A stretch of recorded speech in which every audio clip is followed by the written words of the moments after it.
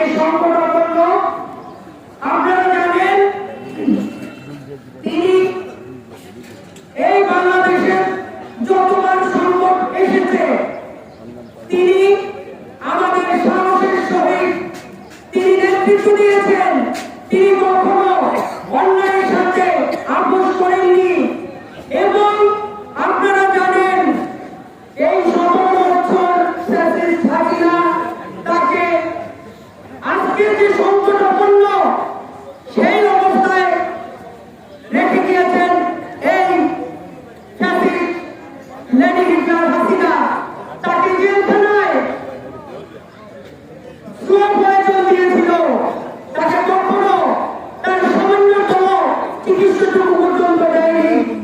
আজকে আমাদের মা, আমাদের 18 কোটি মানুষের মা, আজকে বাংলাদেশের আপামর জনতা দল মত নির্বিশেষে আজকে আমাদের মায়ের জন্য দোয়া করছেন।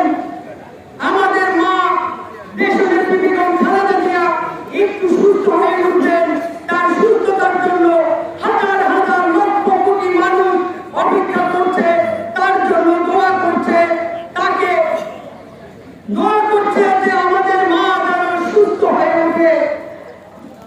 আজকে আমাদের মা এই বাংলাদেশ ছেড়ে যাননি।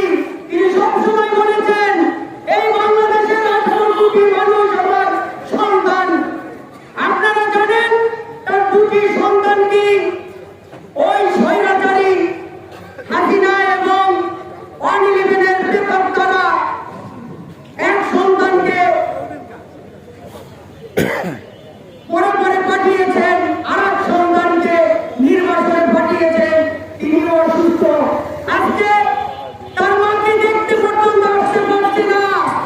আপনারা জানেন কোন সন্তানকে তার মার কাছ থেকে যদি দূরে রাখা হয় তার ভিতর কি ভিড়ে।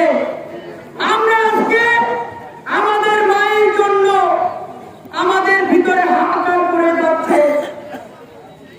আমরা জানি আজকে আমাদের মা একটু সুস্থতার জন্য আমরা কি করছি, আমাদের ভিতরে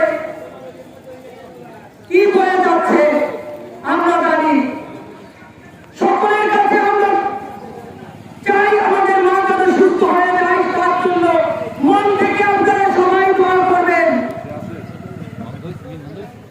আজকে একটি কথা বলতে চাই, আমার মা আমাদের দেশনেত্রী বেগম খালেদা জিয়া, আমার তার কাছে অনেকবার যাওয়ার সুযোগ হয়েছিল। আমি আমার মাকে ছুঁয়ে দেখেছি। আজকে আমার ভিতরে কষ্ট হচ্ছে।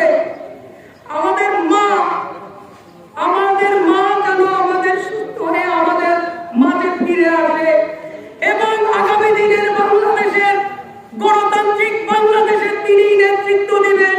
তারই হাতে গণতন্ত্র উদ্ধার হবে, তারই হাতে গণতন্ত্র প্রতিষ্ঠিত হবে এবং আগামী দিনে দেশনেত্রী বেগম খালেদা জিয়া আগামীর বাংলাদেশ গড়ে তুলবেন সেই আশাবাদ ব্যক্ত করে এবং আমার মায়ের জন্য আবারও আমি সকলের কাছে খাল দিলে দোয়া চাচ্ছি যেন আমাদের মা, আমাদের নেত্রী, আমাদের দেশনেত্রী যেন ফিরে আসে সুস্থ হয়ে আমার এই বাংলাদেশের হাল ধরেন, এই আশাবাদ ব্যক্ত করে আমি আমার বক্তব্য শেষ করছি।